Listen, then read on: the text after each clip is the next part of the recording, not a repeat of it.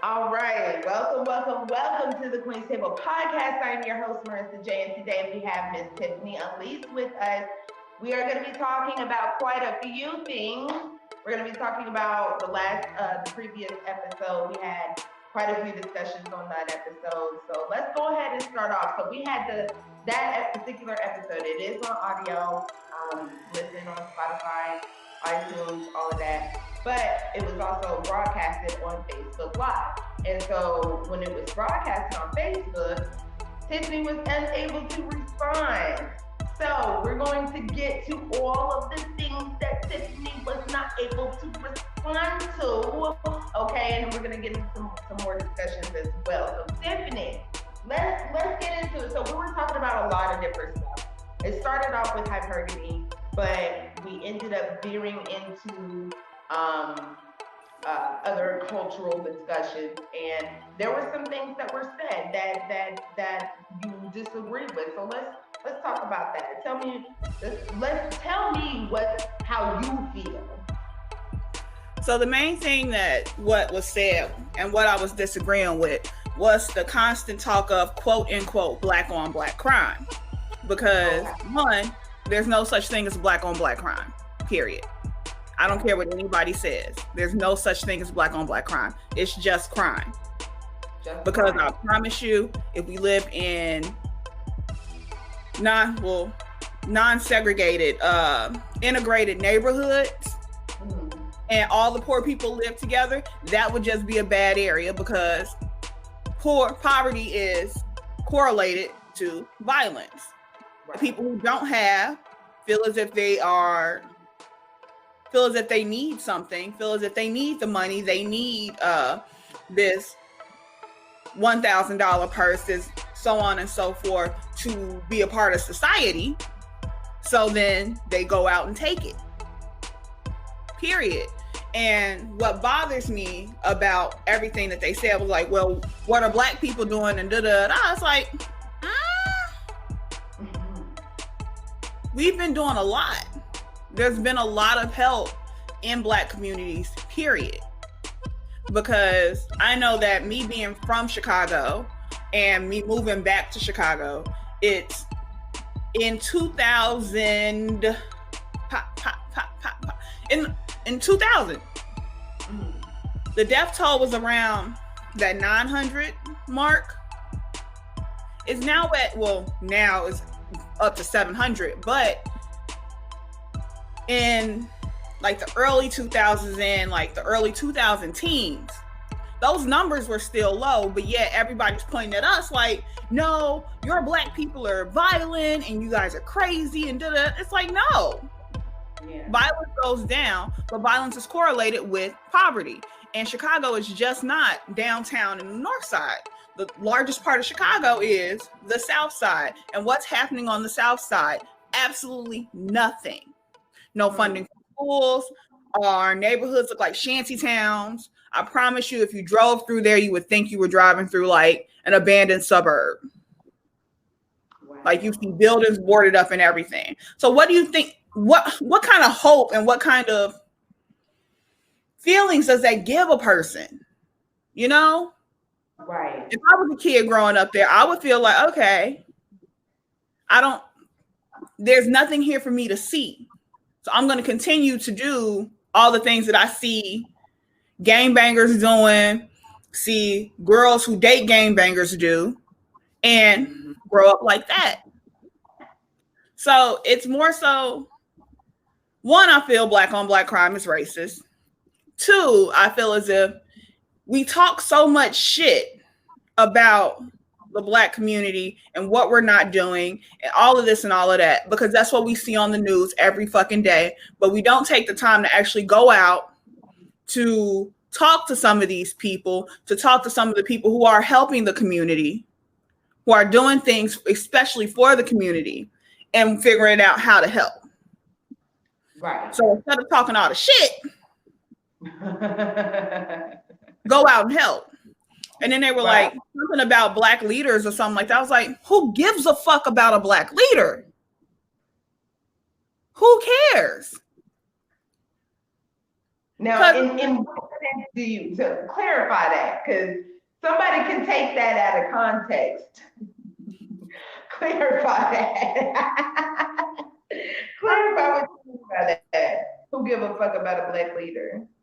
Like, I know what you're talking about. I know what you right, mean. of course. But you saw my face.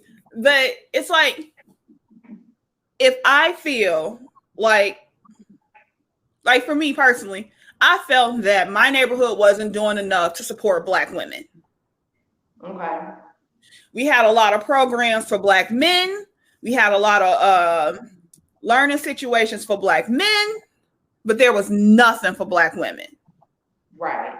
Okay. And so instead of me saying, well, such and such will do that and da da da, it's like, no, I see a problem. I noticed that problem. Now I'm going to take it up to try and fix that problem. Right. Right. So I sat down with some people in the neighborhood and was like, yo, what's happening with Black women? What we doing for them?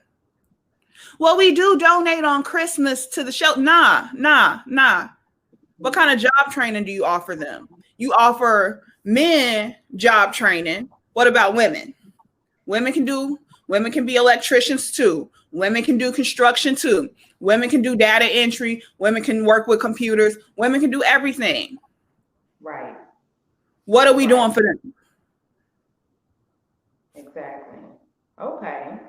Now, see, let me ask you this. Now, I know you do not have a good relationship with police officers. There's been some things personally that's happened that, it's not, this ain't this and that ain't that. And if you want to get into it, you're more than welcome to, but I'm not going to blast you out there like that without permission or anything like that. I just will just say this. I know you do not have a good relationship with police officers. Now, with that being said, we've been talking a lot about, the involvement of police officers and the extent to which we feel they should have in certain areas, i.e. defunding the police. Now, that's a pretty broad statement, and that can be misconstrued in a lot of different ways. A lot of people really think that what defunding the police means is get rid of the police. That's not what it was originally about. It was about, because we do need to have police officers. We are still going to have violent offenders that are suffering from mental health issues that are just, they just assholes. We do need to have people to take care of that. However, a lot of times they end up incarcerating people with mental illnesses and things of that nature, or things like people who suffer from drug addiction. And instead of getting them the help that they need, they just throw them away in jail. Now, and that irritates me. Oh, that irritates my soul. Yeah. It's bad. It's bad all the way around. But this is what I'm presenting here.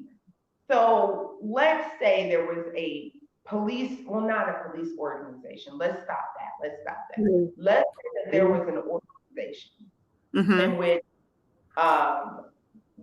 it involved police officers wearing something like a bracelet and all around, so that way people can know, okay, like this is the dude that I can talk to, that will listen to my problems, that will say, if I go to him and say, yo man, I've got a problem with heroin and it's fucking up my finances, it's fucking up my family, I keep going to jail because of X, Y, and Z, I need help.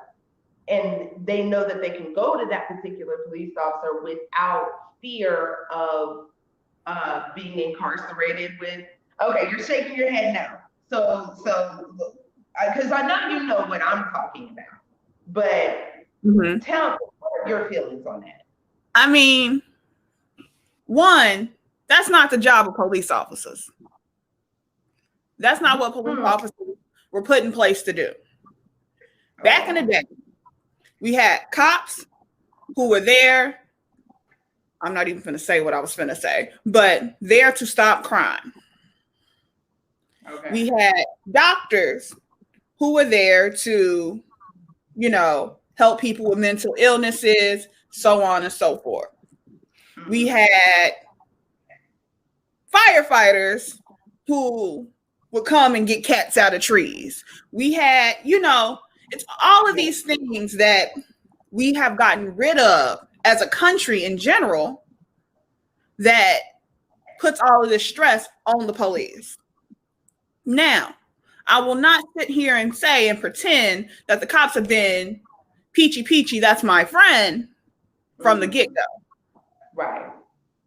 But it's the fact that we're putting a lot of stress on these officers now.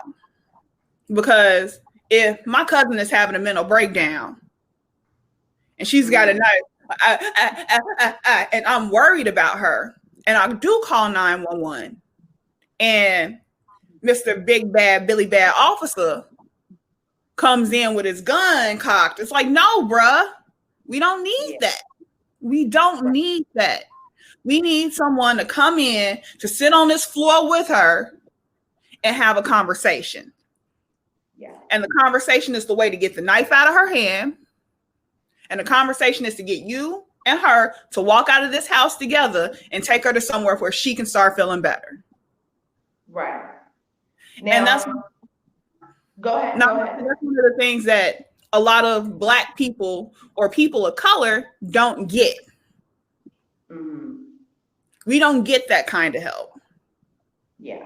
We get the, girl, you better stop before somebody call the police and they take you to jail, or better yet, you die.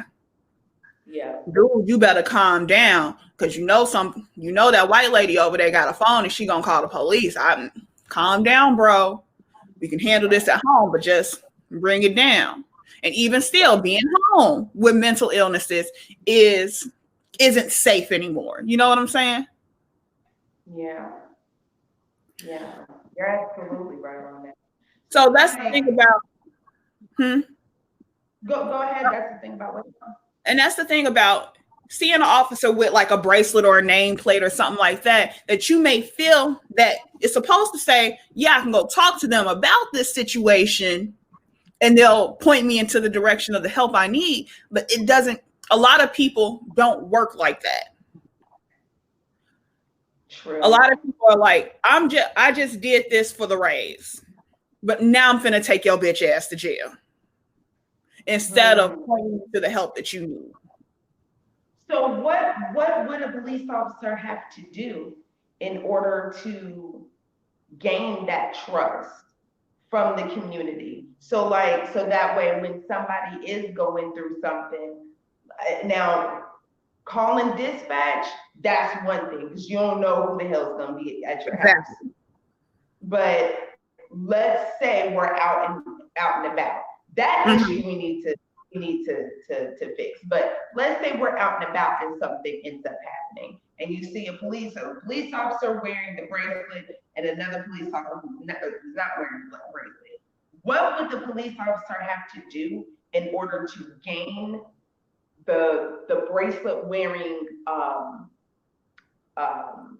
the trust that we would have to give to that police officer? So what would he have to do in order to gain trust from the community? Is there anything? This is gonna sound real bad, but what is the race of said officer? Let's say black. Let's say it's a black officer. So, and that's one of the craziest things, because that's where I had my incident was with a black officer who was on a power trip. Short ass motherfucker. But anywho. People don't realize. I'm real quick, and I'll let you feel real quick. I'm gonna Kanye you real quick. I'm so sorry, but people don't understand that. Like, I'm more terrified of a black police officer than I am a white police officer. Point blank, period, poo. Because generally speaking, that black police officer has something to prove. You know what I'm saying? Yes. That's exactly it. That is exactly it. And it's like, when I see that officer, the black officer with the armband, it's like, okay, you're freaking out right now. Mm-hmm. I see an officer who has this band on his wrist that's supposed to help. I want to go ask him for help, but I don't want you to die. Yeah. So it doesn't matter if that cop has been trained to do things the right way, and if that cop's record has been, oh, I always do what's right. It's the fact of, in my head and with my past experience with cops, which is completely horrible because a lot of my family are cops and a few of my friends are cops, and I'm like, yo, y'all better be fighting this shit on the inside. But it's like, I have all of these things going off in my head, and it's like, I can't trust the officer. Because now it's like, yeah, you got trained to do that, but are you going to do that? What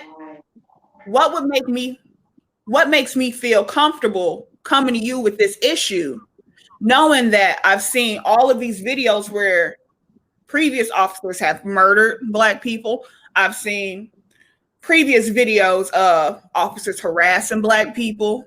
I've been harassed several times. And it's like, nah, we're not finna ask this cop. I'm finna deal with this on my own. And if the cop comes over, then that's gonna cause an even heightened sense of terror. So it's like, officer, I got this. Go away. Go away. We don't need help. We don't need help. We don't need you. We don't need you. I got this. I got this, officer. And if them trying to help, it's like, and that's one of the things. And I think that's one of those things of where it's like, when people turn down help from someone who feels as if they have the capabilities and the knowledge and the know-how to help, I feel as if that person does get insulted. And once they are insulted, you don't know what their feelings are. So if someone has a degree in psychology and decided to become a cop, and that cop has been helping people, but via my experience, I see a cop and I'm like, no, I don't need your help. Thank you. Bye. The cop may be like, okay, that's fine. I'll stay back. I'll watch. But if something goes wrong, I'm still here. Or it could be, oh, fuck that shit. I'm going to take your ass to jail, and a little crazy ass motherfucker right here that's going nuts to jail too. And then we have to worry about if we going to die or not. Right. So what would it take though? If, let's say, okay, what would it take? Because my thing is this, I don't like to present issues without trying to find a solution. So and obviously this is a problem that we need to take care of. What is it? Would it be more community involvement? Would you feel more comfortable if the police officers that were patrolling your area were more involved in the community, as far as like taking kids to little league games and starting like a course on how to better budget your money, or helping to find different jobs. Like what could they do to gain our trust? Because it's a problem. We don't trust them. So what can they do? So officers are always being held to a higher standard in my eyes, period. Because you have the first off, correction, rewind, skirt. First off, I feel as if officers need to, they take the test, cool, word, take that test, go ahead, do your little math and shit, because I can't. Right. Then it goes to the physical test, run your mouth, sweetheart, because bitch, you finna get a block out of me. And then after that, and after they pass that, I think they go ahead and take the psychological exam.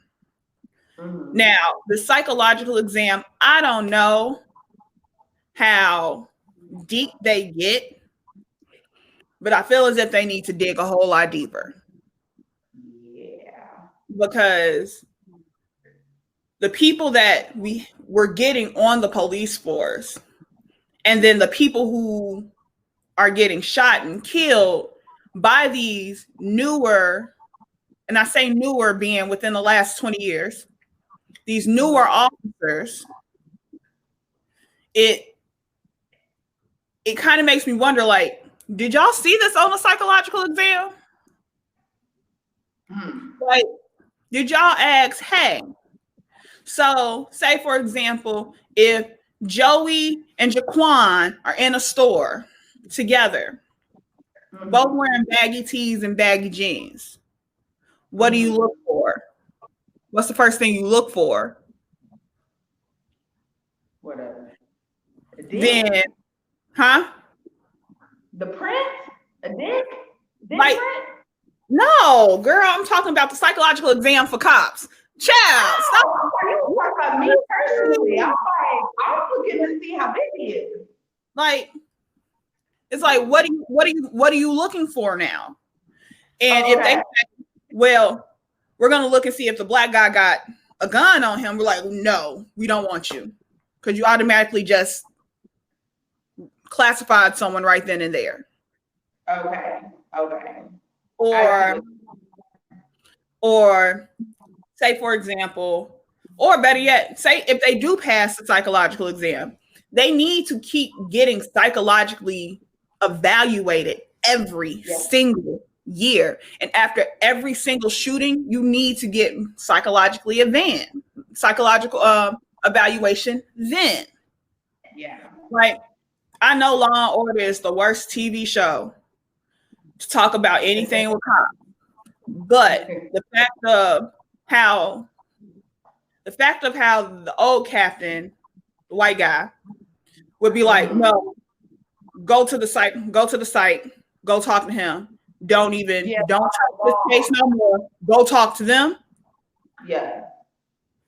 That's one of those things where, yes, you need to go talk to someone.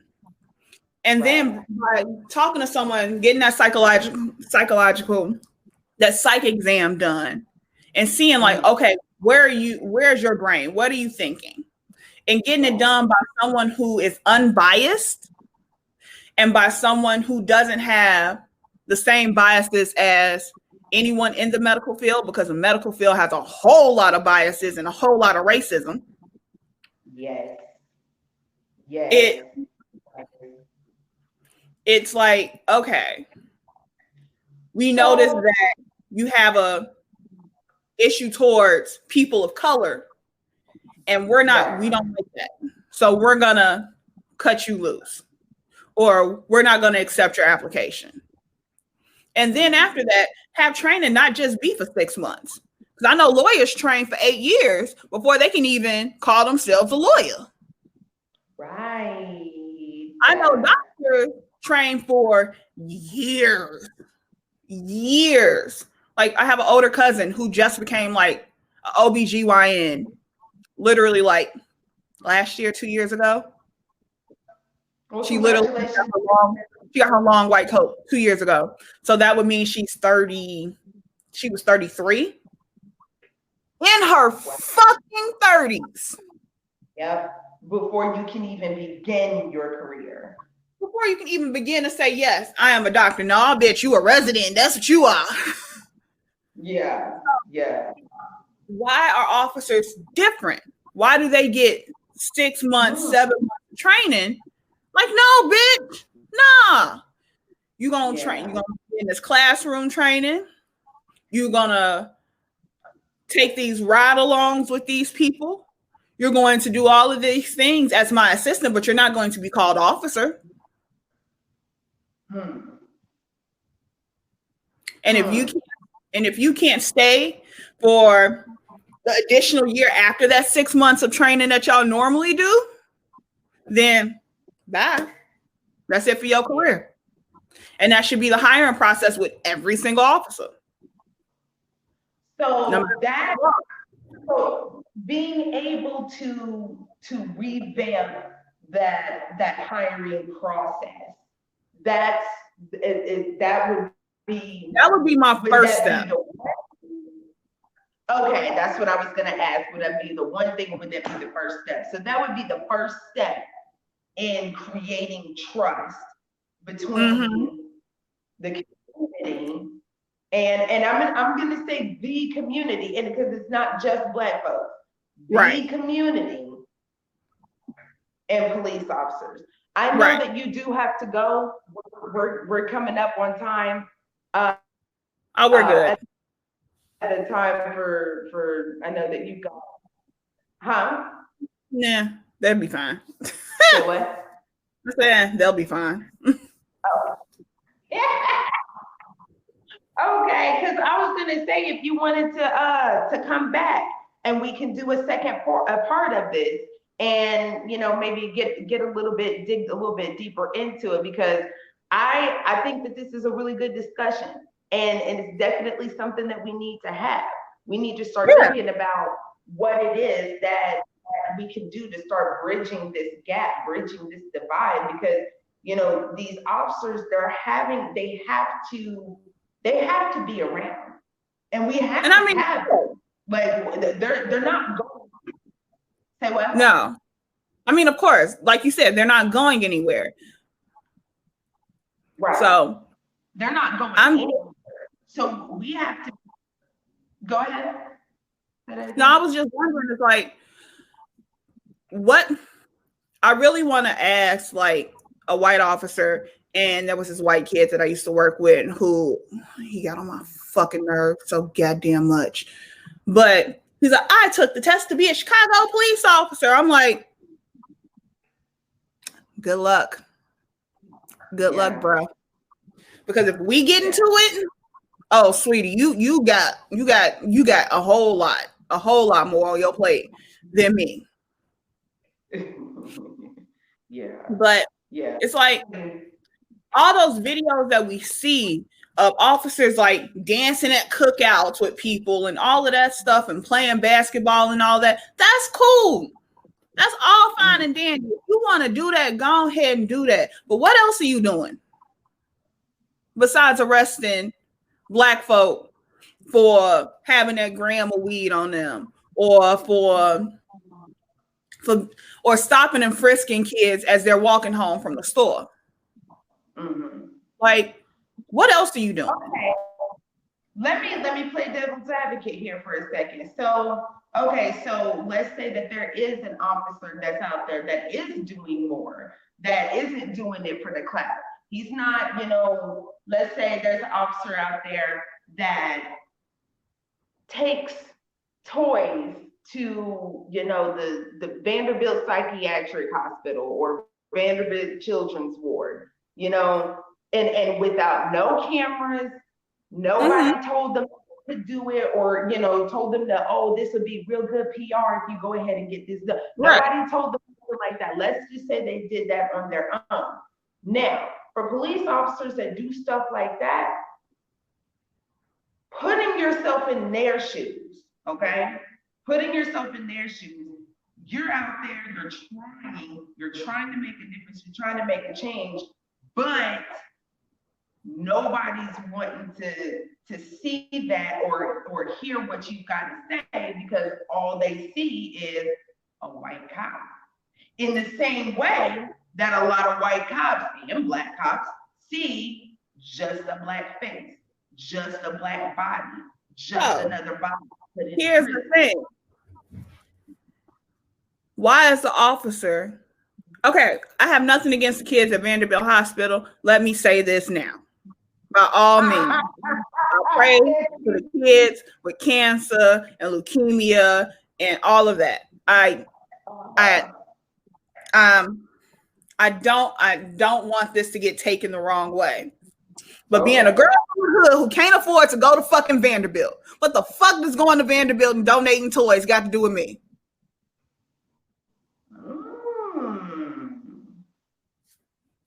Okay. Like, Okay. Well, I let's. could be from All the east right. side of Nashville in the little shanty houses and the little project housing. What does that have to do with me? What are you doing Okay. for the community over here that can't afford to go to Vanderbilt, who can't afford to Vanderbilt Hospital? Even if I just got a sore throat, I can't afford to go there. Yeah. What are you doing for the community to show that you're not a threat in communities that actually matter? So, and I'm not saying actually matters being like majority white neighborhoods or, majority affluent neighborhoods don't matter. You guys do matter. But when it comes down to talking about police violence against Black people, we're 9 times out of 10 talking about poor people. 9 times out of 10, the person that just got shot by the cops is poor. Yeah. And I'm not saying poor meaning you don't have money to pay your bills or anything like that. Let's just face it. In America, there's rich people and there's poor people. There's no more middle class. Nope. There isn't. Everybody is always. You're probably about 3 paychecks away from being homeless. Right. Right. So exactly. So what are they doing for me to say, you know what? Police ain't that goddamn bad. I trust them now. What would they need to do? What would they need to do for you? I want to know, what would that look like? What would they need to do? How can they prove themselves? Because there are some out there that really want to prove themselves, but at the same time, when they keep trying to, oh shit.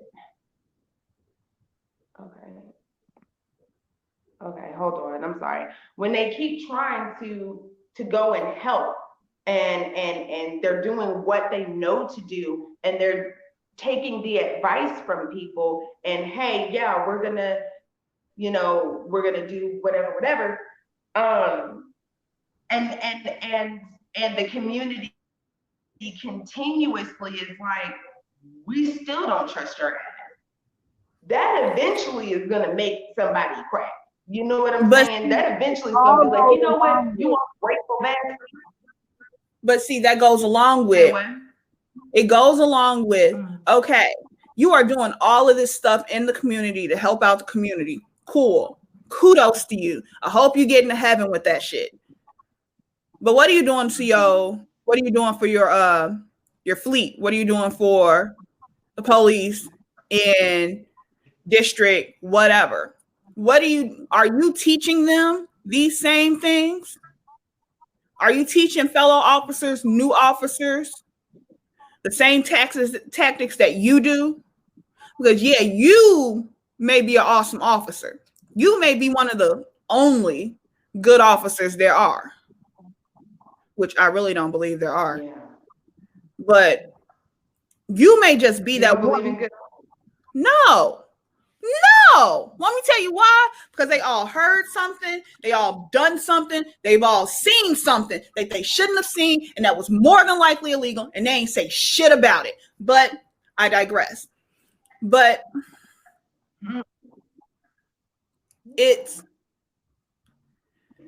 what are you doing for your district? What are you doing for other officers? Are you trying to teach these other officers, hey, you won't get anywhere by talking to these people like that. You need to talk to them like A, B, C, D, and E, F, G to get the answer that you want. You need to, instead of walking up to a group of teenagers that you see sitting out in front of somebody's house, like you're big, bad, whatever, you need to just walk up to them on some cool shit like, yo, kids, they don't want a lot of people loitering around here.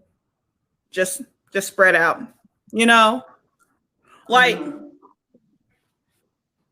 What are you telling your fellow officers? What are you doing? What are you doing to spread your goodness to them? Because I know that if like officers who do bad things, 9 times out of 10, they have a partner that's just like, I'm just going to shut up and keep my head down. because I ain't trying to lose no job because this job pays me decent. My uncle, who was a lieutenant, and it's real funny that I have all of these hard feelings for these police officers, but my uncle, who was my heart,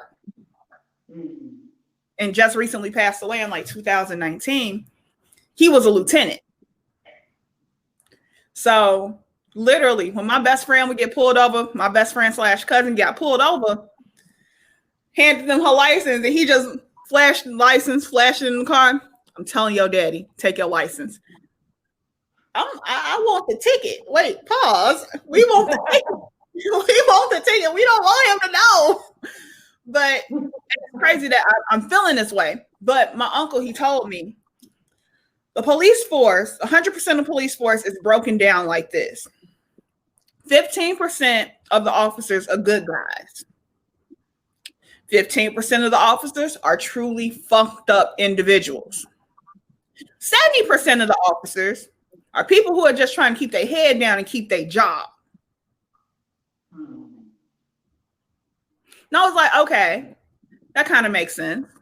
That kind of makes sense because if you link up the 15% with some of the 70%, then chaos happens, creating another group of bad cops who think like, this is what I was trained to do. This is what my partner did. And my partner's been on the force for so many odd years. So ain't shit wrong with that. Right. So, and then you have good officers, whatever the fuck that is, who have their partners do these good things with their partners and then have that role of good. But I just wish we would police these badass officers instead of protecting them, which a lot of people do. Yeah. A lot of people do. Pisses me the fuck off. I'm sorry. I'm so pissed off. I get so pissed off at these officers because a lot of them abuse their fucking families like it's nobody's business. And they will never see a day behind bars.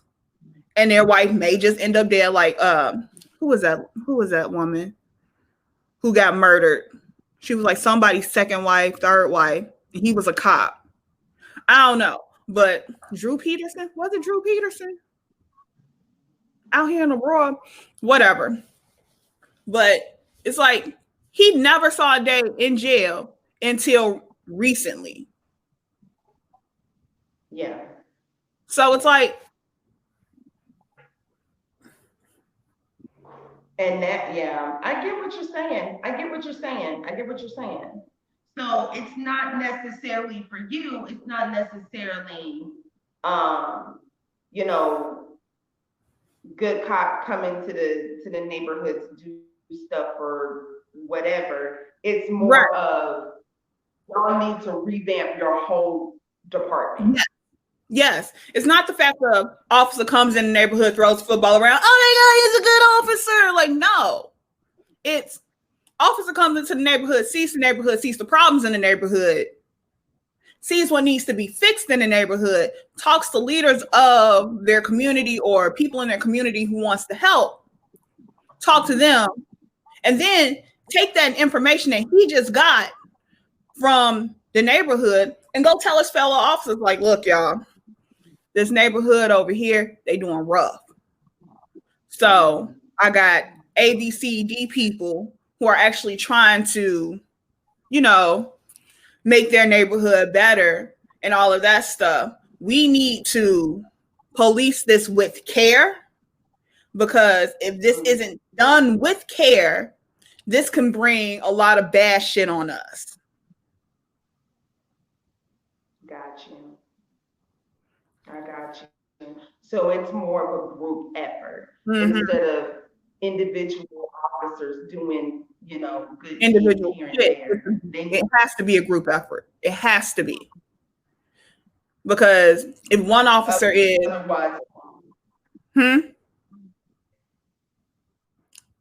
I'm like, if one officer is pissed. No, go ahead. I'm sorry. What now? one officer is kissing babies, and the other officers is like doing a handoff of a drug exchange, and then arresting the drug dealer, but keeping the drugs, then who's going to trust them? Yeah. Who's going to trust the cops? Yeah. I don't care if you're kissing this baby. This motherfucker over here is doing completely illegal ass shit. What are you doing to him?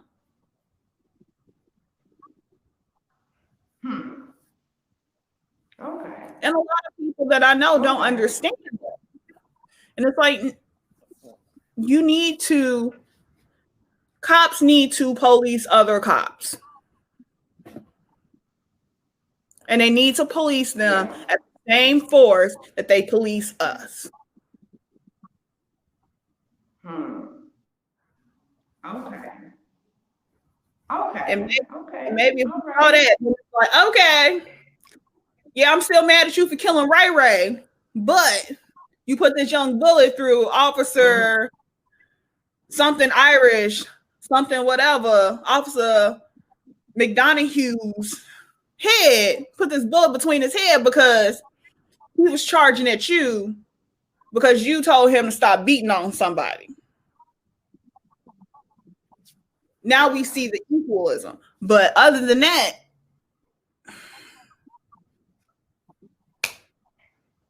officers always get a side eye from me. Okay.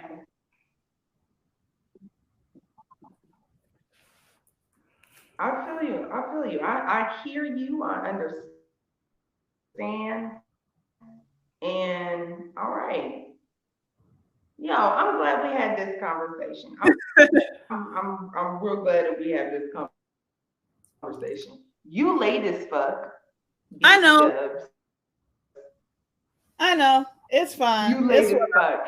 I'm gonna go ahead and before we hop off of here, I'm gonna go ahead and show what I like crocheting. Is it a scarf or is it like? It's an area rug for my bedroom. Ooh. No, okay. It's an area rug. It's a rug because I have all floors. Yeah, so it's gonna be an area rug for my bedroom. I'm still not done with it, but that's cute. That is cute. Thank you. I appreciate it. I'll take pictures of it when I'm done. But thank you so much for being on the show. Definitely got to come back. You definitely got to come back. Of course. There's so much more that we can discuss and talk about on here. So first, let me say you can also find me on Twitter at Picking My Fro. Okay, I think I ended it. Instagram at Tiffany Elise, ALYSE, and just girl, hold up. I don't... for whatever I have been making. Hold up. Well, breathe.